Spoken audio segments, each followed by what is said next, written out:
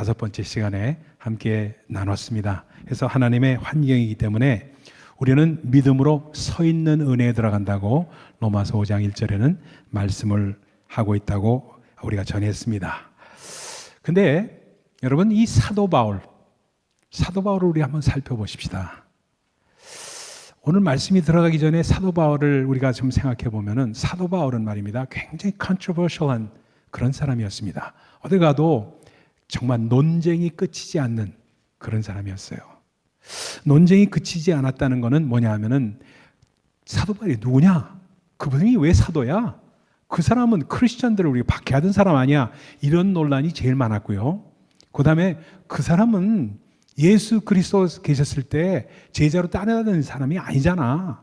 그러니까 그분을 어떻게 사도라고 할 수 있어? 하고 하는 논쟁이 또 있었습니다. 그러다 보니까 그 사람을 사도로 삼을 수 없다는 유대주의자들이 참 많았어요. 그러니까 그러한 그 유대주의자들의 논쟁이 있었기 때문에 더더욱이나 사도 바울은 마음 가운데 아주 답답함과 슬픔이 있었던 것을 우리는 짐작할 수가 있어요. 그러니까 사도 바울의 이 여러 가지 메시지 가운데 강인한 그분이 슬픔이 담겨있는 어조가 가끔씩 섞여 있는 이유가 거기에 있는 것을 알 수가 있습니다. 그러다 보니까 그분께서 뭐라고 얘기하냐면, 야, 너희들이 지금 사도냐 아니냐로 나를 정말 폄하하고 있느냐? 무슨 소리야? 사도의 표가 뭔지 아느냐? 고린도후서 12장의 장면입니다. 뭐라고 얘기하냐면, 사도의 표는 모든 참음과 표적과 기사와 능력을 행합니다. 도대체 모든 참음과 표적과 기사와 능력을 행한 그 사람을 나를 빼놓고 누굴 얘기할 수 있겠느냐? 모든 참음은, 나는 히브리 중에 히브리이고 정말 가말리엘 문화생이었었고 정말 히브리 사람이라면 하면은 나만큼 히브리적인 그 율법을 따진 사람이 없었다. 그런데도 정말 나 같은 팔싹동이 같은 나를 예수 그리스도께서 만나주셔서 정말 내가 변화받으로 말미암아, 그래서 예수를 박해하던 자였지만, 예수 믿는 사람들을 죽이던 사람이었지만, 그러나 내가 변해서 복음자가 사도가 되지 않았느냐 하면서 모든 참음과 표적과 기사와 능력이다 하면서 얘기를 하면서 뭐라고 해요? 그러나 내가 나된 것은 바로 하나님의 은혜이다 하는 말씀을 고린도전서 15장에 말씀을 하고 있습니다. 여러분, 참 그러다 보니까 사도 바울의 로마서는 은혜와 믿음, 이 두 가지를 빼놓고는 강해를 할 수가 없어요. 우리가 하나님의 말씀을 이해할 때 은혜와 믿음을 빼놓고는 아무것도 남는 게 없다시피 될 정도로 그렇게 로마서는 우리에게 나타나고 있습니다. 근데 말입니다, 믿음이라는 게 어떤 게 믿음이냐? 여러분, 코리안에어 폭격해가지고 죽었던 많은 사람들이 죽었던 156명인가 많은 사람들이 죽었던 그 사건 여러분 아시죠? 그 사건의 진범이 김현희 씨라고 여러분 들어보셨죠? 김현희 씨가 잡혔을 때 그가 이제 무기징역을 받아가지고 대통령 특사로 나오게 됩니다. 근데 감옥소에서 그 사람이 전도받아서 너무너무 변했어요. 그러니까 북한 출신 사람들은 복음을 제대로 접하면은 그 삶이 완전히 변한 사람들이 참 많습니다. 김현희 씨뿐만이 아닙니다. 여러분 잘 아시는 김신조 목사님도 그러시고, 그 외에 이름을 제가 다 기억을 못하지만 참 많은 사람들이 진짜 믿음은 아주 진실되게 믿는 북한 출신들의 사람들이 참 많이 있습니다. 이분이 한 얘기가 신동아 잡지의 기자가 질문합니다. 당신이 이렇게 변화됐는데 당신을 이렇게 변화시킨 하나님의 말씀이 뭡니까? 도대체가 궁금합니다.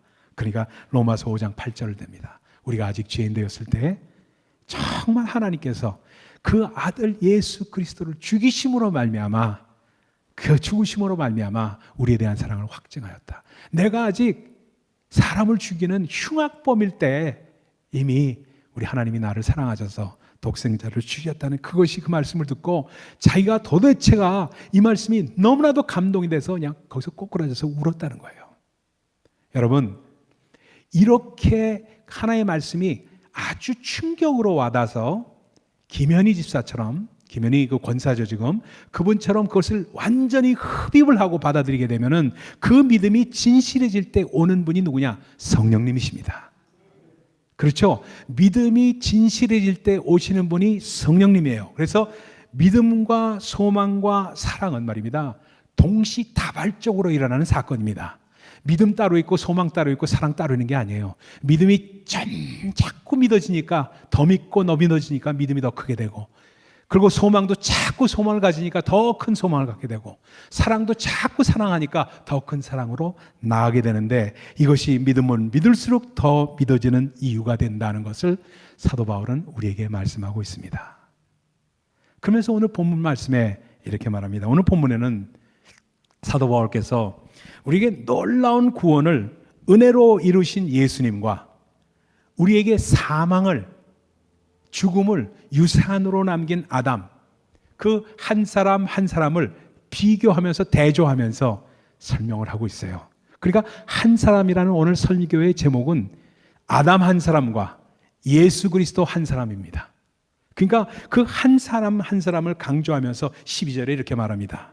이러므로 한 사람으로 말미암아 죄가 세상에 들어오고 죄로 말미암아 사망이 왔나니. 이렇게 인생 가운데 사망이 왔나? 어떻게 왔나? 죄 때문이다. 그때 우리 눈을 길을 끄는 단어가 한 사람입니다. 따라합시다. 한 사람. 오늘은 한 사람에 집중하는 그러한 설교입니다. 원죄를 설명하고 있어요. 그러니까 아담 한 사람으로 죄인의 족보가 이루어진 겁니다. 죄인의 족보가 이루어진 거예요. 그리고 예수 그리스도 한 사람으로 말미암아 의인의 족보가 이루어진 겁니다. 죄인의 족보, 의인의 족보입니다. 이 시간에 조금 집중을 하시기 부탁드려요. 혹시나 전화기를 보고 계신 분이 계시면은 이 시간에 삼가 주시고, 이 말씀 너무나도 귀중하기 때문에 잘 들으시기를 부탁을 드려요. 그래서 죄인의 족보와 의인의 족보를 이렇게 이야기하고 있습니다.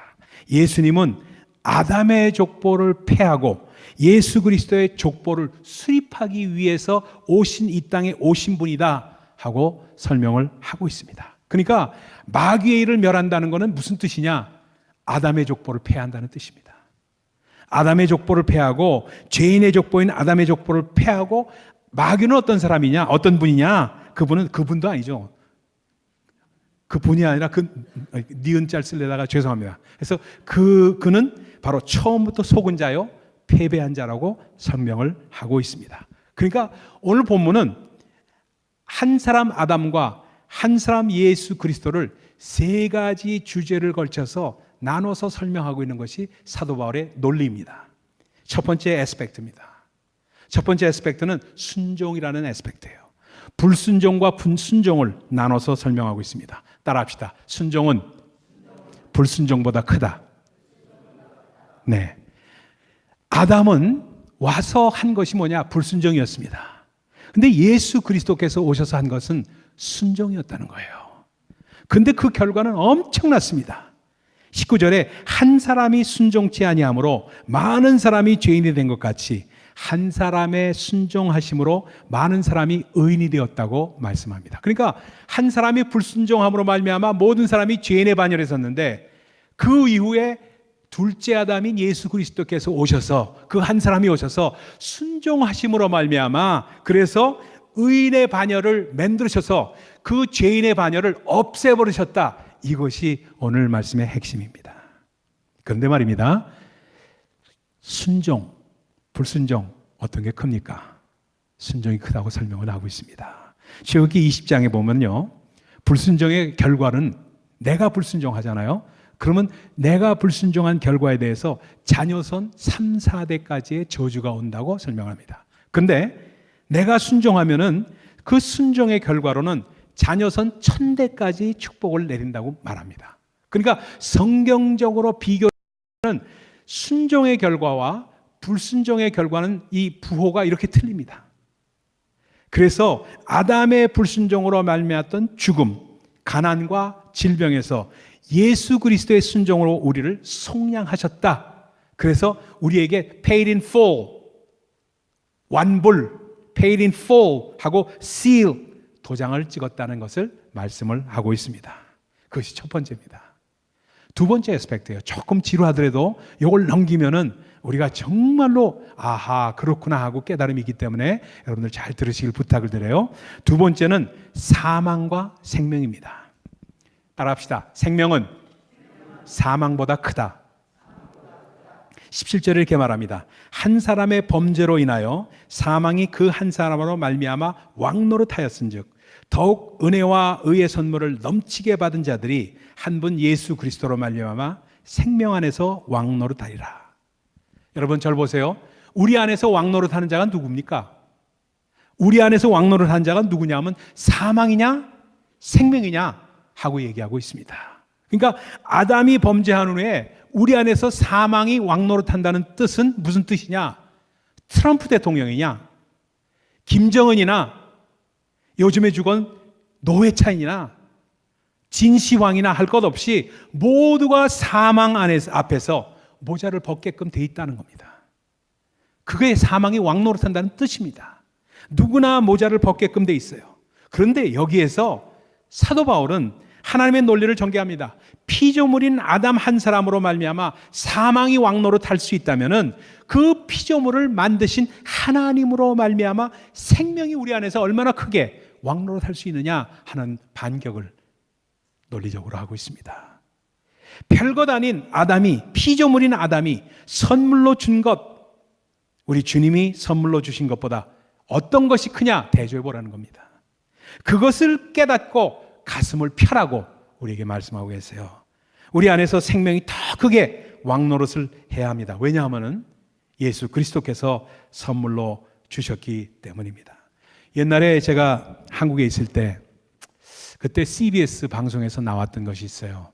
CBS 방송, 기독교 방송에서 나왔던 것이 절망은 없다라는 방송이 있었습니다. 여러분 좀 연세 드신 분들은 아마 기억하실 거예요. 라디오 그때는 TV가 많이 할 때가 아니기 때문에 기독교 방송에서 나왔습니다. 그래서 드라마 형식으로 간증 형식으로 나왔던 방송이 절망은 없다였습니다.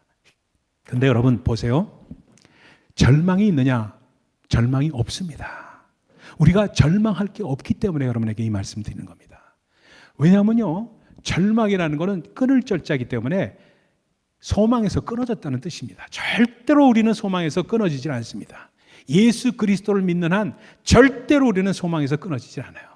근데 뭐냐면 낭망이 있을 뿐이에요. 낭망이라는 건 지난번에도 한번 말씀드렸지만 떨어질 낙자를 씁니다. 소망이 떨어지는 게 낭망입니다. 그러니까 이게 뭐냐면 우린 소망이라는 끈을 예수 그리스도께서 우리에게 산소망, 리빙 호프가 돼서 우리 가운데 오셨어요. 산소망이 되신 분이 우리를 붙들고 계십니다. 저쪽 한 끝에 주님께서 우리를 붙들고 계신 거예요. 그러니까 소망으로 연결이 되어 있는 겁니다. 그걸 믿음으로 우리는 믿음이 확증될 때 성령이 우리에게 오심으로 인치시는 작업을 하시는 겁니다. 그 소망입니다. 이걸 붙잡은 거예요. 근데 문제는 어디냐? 우리가 놔버려. 우리가 놔버리기 때문에 이 소망이 떨어지니까 그러니까 낭망이 되는 거예요. 그러니까 내 영혼아 어찌하여 너는 낭망하느냐? 너는 여호와를 바라라. 주 예수 그리스도를 바라라. 주 예수를 살아계신 산 소망을 붙잡고 절대 놓지 마라. 절대 하나님께서 놓치시는 법은 없다. 내가 놓으면 놨지 주님께서 놓는 법이 없기 때문에 이걸 놓지 말고 주님의 소망 가운데 있으면은 반드시 회복되는 역사가 오게끔 돼 있다. 그것 때문에 절망은 없다고 하는 겁니다. 여러분, 이거를 완전히 우리 가운데 확실하게 깨달아지는 것, 이것이 뭐냐면 소망 가운데 누가 더 당당히 살 수 있느냐? 누가 더 더욱더 은혜와 의의 선물로 넘치게 받는 자가 누구냐? 주님, 나는 주님 없이면 안 됩니다. 우리 젊었을 때 사랑하는 자매들에게 고백하죠. 난 너 없으면 안 돼. 이렇게 고백하는 사람이 있죠. 옛날에 우리 조정수 사장님이 그렇게 고백하셨던 것 같아요. 네, 난 너 없으면 안 돼. 그러니까 그렇게 해서 너 없으면 안 돼라고 해서 사랑해서 결혼하잖아요.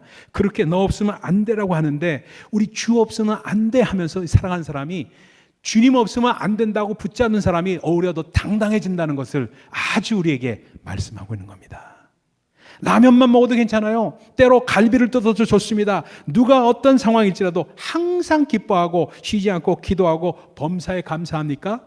그 성경 구절을 달달 외우는 사람이 그렇습니까? 아니요. 아니요. Living Hope인 산소망 되신 예수 그리스도, 그분을 정말로 붙잡는 사람이 바로 그것이 온전하게 된다는 겁니다. 그래서 그 예수께서 주신 생명과 은혜와 의의 선물을 깨닫고 그 감격에 사는 사람이 그렇게 할 수가 있습니다. 누가 하나님을 의지합니까? 정말로 진실되게 주님께, 주님만이 나의 소망입니다 고백하는 사람이 주님께 나올 수 있다는 겁니다. 여러분, 이 세 번째, 우리가 정말 오늘은 조금 스피드업하게 나가겠습니다. 세 번째는 죄와 은혜입니다. 사도 바울이 맨 처음에는 순종과 불순종을 비교하고요, 그 다음에 생명과 사망을 비교하고요, 이번에는 죄와 은혜를 비교하면서 한 사람을 가지고 비교를 하고 있는 거예요. 그래서 은혜와 죄를 비교합니다. 따라합시다. 은혜는 죄보다 크다. 오늘 본문 13절에 이렇게 말합니다. 그러나 이 은사는 그 범죄와 같지 아니하니 곧 한 사람의 범죄함을 인하여 많은 사람이 죽었은즉 더욱 하나님의 은혜와 또는 한 사람의 예수 그리스도의 은혜로 말미암은 선물이 많은 사람에게 넘쳤느니라. 하나님의 은혜가 한 분 예수 그리스도, 한 사람 예수 그리스도로 말미암아 넘치고도 넘친다는 것을 말씀하고 있습니다. 그러니까 피조물 된 한 사람의 범죄와 하나님의 은혜는 비교할 수가 없다는 겁니다. 그런데 오늘날 얼마나 많은 성도들이 이 넘치고 넘치는 하나님의 은혜를 자기 수준으로 디스카운트해서 자기 수준으로 과소평가하는 바람에 부당하게, 억울하게 고생하며 신앙생활하는지 모릅니다. 예를 들어볼까요? 바로 이런 게 그렇습니다. 어느 젊은 부부가 있었습니다. 이 부부가 참 열심히 교회를 다니고 예수를 잘 믿는 부부였어요. 근데 어느 주일날 막 준비를 하는데 애 목욕도 시켜야죠. 부인은 바빠요. 남자는 그냥 모욕만 하고 옷만 입으면 되지만 여자들은 애들 목욕도 시켜야죠. 머리도 감겨야죠. 옷도 깨끗하게 갈아입혀야죠. 할 일이 얼마나 많아요. 젊은 부부인데. 그러니까 열심히 하다 보니까 이렇게 시간 보고 TV나 보고 있으면서 야 빨리 해 그러다가 늦은 거예요. 조금 늦은 거예요. 그러니까 남편이 화를 퍼렁 낸 거예요. 아이 빨리 하라니까 뭐해 이러다 늦겠어 하고 소리 지른 거예요. 그러니까 부인이 지금 빨리 하고 있어요. 대답을 처음 했는데 그래도 또 재촉하니까 부인이 화가 났어. 화가 나가지고 여보 당신 좀 도와주면 빨리 끝낼 텐데 하나도 도와주는 건 안 하고 소리만 지르고 있다고 하면서 신경질을 부린 거예요. 대판 싸움이 붙어버렸네. 그래가지고 넌 집에서 뭐 하는 거야? 애들 미리미리 준비시켜야 되는 게 네 할 일 아니야? 하면서 얘 그냥 화가 나가지고 그냥 소리 지른 거예요. 두 부부가 싸움을 하게 되니까 나중에 남편이 뭐라 하냐 확 집어던지면 성경책을 집어던졌어요. 이런 마음으로 교회 가서 무슨 예배를 드려 하면서 더 집어던져서 나 안 가! 소리 지는 거예요. 그러니까 애들 준비 다 시킨 부인이 혼자 교회를 가려니 그것도 이상하잖아요. 과분가 내가? 하는 생각도 들고 안 가버렸어요. 그날 안 간 거예요. 그 다음 주가 됐는데 또 그랬네. 3주를 교회를 빠진 거예요. 싸우는 바람에. 그러니까 넷째 주 되니까 겸연쩍어. 이거 또 싸우고 이거 가다가 또 어떻게 되는 거 아닌가 하는 생각이 들고 하니까 그냥 못 나오고 있는 4주를 빠진 젊은 집사 부부가 있었습니다. 그래서 신방했더니 스토리를 알아봤더니 내용인지 쓴 그런 내용이었어요. 이 사람들이 지금 잘못하고 있는 게 뭡니까? 그러니까 하나님의 은혜와 자기들의 행위와 자기들의 죄와 이거 1대1로 보는 거야. 동격으로 보는 거예요. 동격으로. 죄와 은혜를 동격으로 볼 때 항상 뭐냐면 내 행위가 오르면 내가 우쭐해서 나가고 교회도 열심히 나가는 것 같고 그렇죠? 근데 뭔가 내가 잘못한 거가 있고 싸우고 이러면 있잖아요. 그러면 내가 화난 그 기분으로 말미암아 하나님의 은혜를 몽땅 까먹어버리네. 안 나가버리고 말아요. 이게 뭐냐면 하나님의 은혜와 자기의 죄, 자기의 행위를 동격으로 보고 있는 겁니다. 동격으로 보다 보니까 알지 못하는 사이에 하나님의 풍성한 은혜를 과소평가해버리고 말아요. 과소평가해버리니까 내가 지은 죄만 고스란히 드러납니다. 그래서 어떻게 되냐면 초라하고 볼품없는 내 모습만 드러나니까 자신이 초라하고 비참해 보이기까지 해요. 그러니까 에베소 2장 8절에 우리가 은혜로 말미암아 믿음으로 구원을 얻었나니 얻었나니 이는 아무도 행위로 자랑치 못하게 하려 함이라. 암만 암송을 해도 그냥 살면서 자기가 지은 죄 하나 때문에 그 은혜를 까먹고 내 행실만 고스란히 남아버려요. 내 행실만 고스란히 남아보니까 그래서 죄가 은혜보다 오히려 더 크게 나를 사로잡아 버리고 맙니다. 분명히 시작은 은혜로 했는데 육체로 끝나고 말아요. 이게 우리의 신앙생활의 현 주소입니다. 아니, 안 그렇게 하시는 분도 계시죠, 물론. 그런데 많은 분들이 그렇게 하시는 걸 보고 답답해서 이 말씀드립니다. 여러분, 아까 그 부부 어떻게 하면 됩니까? 간단합니다. 그냥 주 앞에 싸웠을지언정 그냥 주 앞에 나오기만 하면 됩니다. 나오기만 하고 그 죄로 인해서 오히려 더 큰 은혜가 쏟아지는 역사를 체험하게 될 수 있어요. 제가 저희 집사람하고 은혜를 처음 받고, 오래전이죠. 은혜를 처음 받고 얼마나 좋아하는지 몰라요. 근데 웬걸 제 집사람하고 저는 싸움을 참 많이 했습니다. 싸움을 참 많이 해가지고 이게 어떻게 이렇게 은혜 받았다는 사람이 이렇게 싸우나. 물론 제가 목사가 되기 전입니다. 왜 이렇게 싸우나. 맨날 조그만 거 갖고 꼬투리 잡고 뭐 은혜 받았다는 사람이 뭐 이러냐 뭐 이렇게 서로 지적하는 거예요. 지적질이에요. 그냥 요즘 말로. 너 은혜 받은 여자가 그 정도뿐이 못해? 당신은 은혜 받았다는 사람이 그 정도뿐이 안 돼요? 뭐 이런 식으로 서로 그 지적질을 하면서 싸우는 거예요. 그래서 싸우다가 야, 안 되겠다. 이게 우리가 은혜를 받았다 그러는데 뉴욕에서 살아서 그런 모양이다. 우리가 저희 장인이 잘 아는 목사님이 시애틀에서 목회를 하시는 분이 계셨습니다. 그래서 시애틀로 가자. 시애틀로 가서 그 목사님께 우리의 사정을 말씀드리고 잘 지도를 받고 그리고 한번 신앙생활을 해보자 하고 비행기를 예약하고 저희 애들은 저희 어머니에게 맡기고 그리고 저희 두 부부만 갔습니다. 비행기 타고 갔는데 그날따라 비가 오는데 갑자기 저 사람이 몸살 감기를 들은 거예요. 몸살 감기가 막 와가지고 너무 몸이 아파하는 거예요. 그러니까 시애틀에 도착하자마자 기침하고 콜록대고 감기가 오고 그다음에 몸살이 오니까 아픈 게 모든 게 귀찮은 거예요. 그러면서 있는데 목사님께 이름만 저만해서 왔습니다. 목사님 이제 오셔서 우리 픽업해 주시고 이렇게 자기네 집으로 이렇게 안내해 주시고 규모도 큰 교회였고 그래서 예배를 잘 드리고 있었습니다. 드리는데 그때 나왔던 찬양입니다.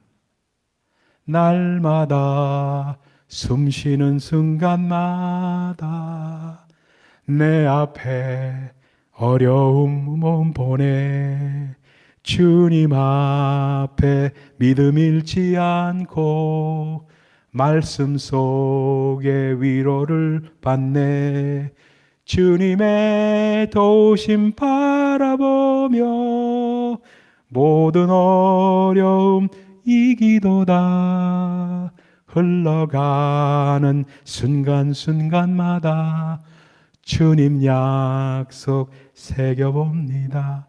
그 찬양을 하는 거예요. 찬양팀이. 오래전 얘기입니다. 그런데 저 중간쯤에 앉았는데 예배 시작하는 그 찬양서부터 예배 끝난 동안까지 펑펑 울었습니다. 펑펑. 얼마나 울었는지 이루 말할 수가 없어요. 그래서 왜 울었는지 모르게 그렇게 울었어요. 울면서 제 마음 가운데 뭐가 깨달아졌냐 하면은 하나님의 은혜가 큰데 그 약속을 바라보지 않고 내 행위만을 바라보니까 서로 지적질하고 저 사람의 행위를 보고 내 행위를 보면서 저 사람이 지적질을 하고 이런 것들이 이어지니까 이건 은혜가 아니라 내 행위만 그대로 나오고 내 죄만 고스란히 남는구나. 거기서 큰 깨달음이 왔습니다. 그래가지고 우리 박 목사님이라는 분한테 무릎을 꿇고 감사함을 드리고 그 속내용을 다 말씀드릴 수 없고 감사하다고 거기서 칼치로 만든 무슨 이거를 하나 얻어먹고 돌아왔습니다.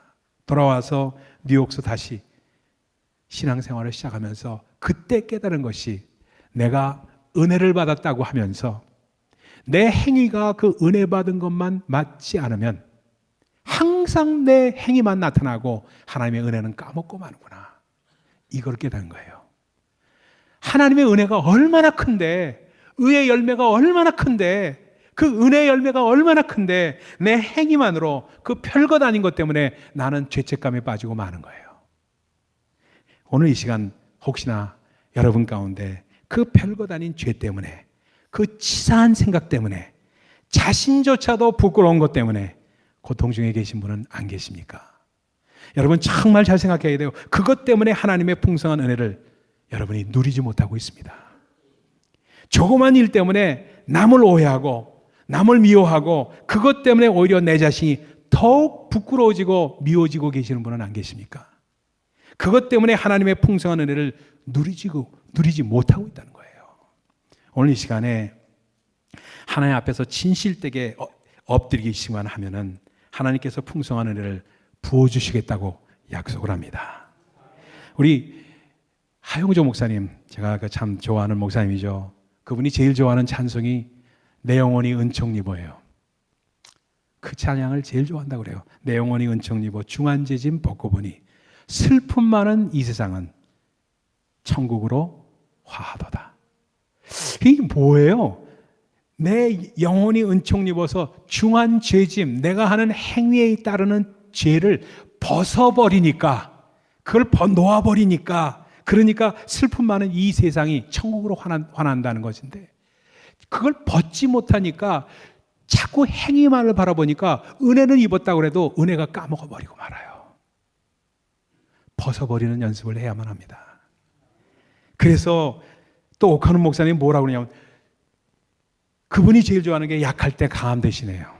약할 때 강함 되시는 그분, 나의 보배가 되신 분, 주 안에 있는 보물을 내가 포기할 수 없습니다 하는 선포하는 그 선포, 주 나의 모든 것 되신다는 그분의 선포입니다. 그러면서 쓰러진 우리를 세우시고 우리의 빈잔을 채우시는 주님 앞에 우리가 나아갈 때 하나님의 은혜가, 의의 열매가 더욱더 풍성해진다는 것을 말씀하고 있습니다.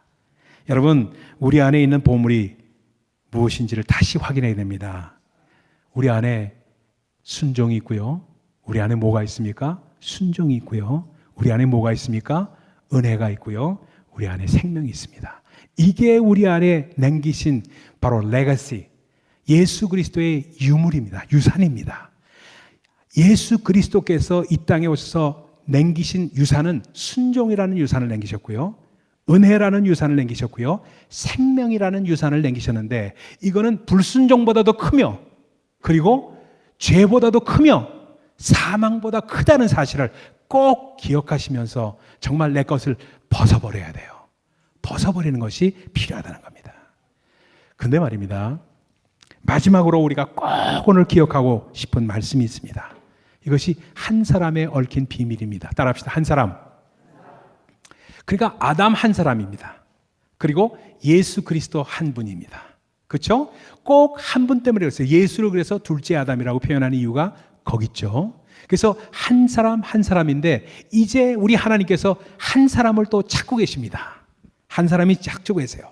한 사람 아담과 한 사람 예수를 대조한 것처럼 우리 하나님이 찾고 계신 한 사람이 여러분이 될 수 있다는 겁니다. 내가 될 수 있다는 거고 여러분이 될 수 있다는 것을 말씀하고 있어요. 그래서 나 한 사람으로 말미암아 엄청난 은혜의 시작이 우리의 가정과 우리 교회와 그리고 우리 직장 가운데 올 수 있다는 사실을 꼭 기억하시기 바랍니다. 우리 하나님 지금도 그 한 사람을 찾고 계세요. 여러분, 우리 가운데 지금 딴 데를 보면서 정말 아닌 척하고 계신 분 가운데 그런 분이 있을지 몰라요. 눈을 감고 계신 분 가운데 그런 분이 계실지 몰라요. 아래를 보고 있는 분 중에 그런 분이 계실지 몰라요. 저를 직접 쳐다보고 계신 분 중에 그런 분이 있을지 몰라요. 누가 될지 몰라도 우리 하나님께서는 그 한 사람을 찾고 계세요. 근데 한국의 젊은이들 가운데 가장 많은 영향을 끼친 분이 누구냐 하고 물을 때 요즘에 들어와서 말하는 사람이 그 청년 바보 의사라는 사람이 있습니다. 여러분 아마 아시는 분은 이미 아실 거예요. 그 책도 2006년도에 나왔어요. 근데 이분이 군의관이었는데 33살의 나이로 세상을 떠난 그러한 군의관입니다. 그 군의관이 뭐로 죽었냐면 유행성 출혈로 죽었습니다. 갑자기 죽었어요. 그런데 그의 삶의 스토리는 그분의 장례식장에서부터 시작이 됐다고 해도 과언이 아닐 정도예요. 영락교회 청년부 출신이에요. 이 사람이 영락교회 청년부 출신이었기 때문에 영락교회에서 장례식을 거행했습니다. 영락교회에서 장례식을 치렀는데 영락교회 역사상 한경직 목사님 이후에 이 사람의 이 어떤 장례식에도 그렇게 많은 사람이 운집한 장례식이 없었다는 기록입니다. 이분의 장례식에 너무나 많은 사람들이 조문객이 모였다고 해요. 그래서 사람들이 굉장히 놀랬답니다. 아니 젊은 군의관이 33살에 죽었는데 왜 이렇게 많은 사람들이 몰려왔을까? 찾아온 사람끼리도 누가 누군지를 서로 모르는 거예요. 그런데 장례식이 시작됐는데 목사님의 이제 설교가 끝나고 나서 어떤 할아버지가 이 영정 앞에 탁 나왔답니다. 영정 사진 앞에 나와서 말을 하는데 이렇게 말을 하더래요. 나는 이 청년 의사가 근무하던 병원에서 구두를 닦던 사람입니다. 이 청년은 구두를 닦을 일이 없으면서도 괜히 와서 구두를 닦고 필요 없이 돈을 더 많이 주고 내 손을 만지면서 할아버지 춥지 않으세요? 식사는 하셨어요? 할아버지 외로우시면은 하나님 좀 믿으세요. 하나님이 할아버지를 사랑하시거든요. 그러면서 예수님을 저에게 소개해주고 나를 붙잡고 기도해 주신 분입니다. 그러나 말을 하더래요. 그 다음 분이 나오는데 그 영전사진 앞에서 오열을 하던 아주머니가 있었어요. 그 눈물을 펑펑 쏟으면서 나는 이 의사가 근무하던 병원의 세탁부입니다 하고 고백을 하는 거예요. 내가 세탁 카트를 끌고 갈 때 아무도 나에게 관심을 가진 사람이 없었어요. 근데 이 청년 의사는 나를 그냥 지나치는 법이 없었습니다. 걸음을 멈추고 아주머니 천천히 하셔도 돼요. 요즘 얼굴이 안 좋으세요? 어디 아프지 않으세요? 그러면서 저에게 약도 갖다 주고요. 나를 위해서 기도해 주고 하나님의 사랑을 전해 주셨습니다. 또 어떤 사람이 말하는데 근무하던 병원에 어린 환자가 입원을 했는데 그 환자가 태어나면은 선물을 주겠다고 이 청년 의사가 약속을 했는데 그 환자가 집안 사정이 여의치 않으니까 몰래 도망을 가버리고 퇴원해 버렸어요. 그 사실을 알고 난 후 그 청년 의사가 차트를 찾아서 그 어린 환자가 살고 있는 지방의 집을 확인한 다음에 그 약속을 지키기 위해서 선물 꾸러미를 사들고 지방까지 갔다 오는 바보 같은 의사였습니다. 또 병원에서 파업이 일어났을 때였습니다. 그런데 그는 환자의 곁을 떠날 수 없다고 다른 의사 동료들에게 따돌림을 당하면서까지 파업에 참여하지를 않았습니다. 환자들의 곁을 지켜야 한다며 그 곁을 떠나지 않았던 바보 같은 의사였습니다. 그리고 그가 쓰는 이메일의 마지막에는 항상 이렇게 쓰여 있다고 합니다. 예수님의 스티그마 안수현. 스티그마라는 말은 흔적이라는 말입니다. 자신이 예수님의 흔적이라는 뜻입니다. 그 사랑의 흔적을 갖고 살기 원했던 그 청년, 예수님처럼 33살에 세상을 떠났습니다. 그러나 그가 떠난 후 그의 삶의 소식이 지금도 소리 없이 수많은 사람들을 변화시키고 있습니다. 한 사람, 우리 주님은 지금도 한 사람을 찾고 계세요. 한 사람 예수로 말미암아 은혜와 의의 선물을 넘치도록 부으셨던 하나님, 지금도 우리 한 사람을 통해서 이 은혜의 역사를 이어나가기 원하십니다. 기도하십시다. 하나님 아버지 감사합니다. 그렇습니다.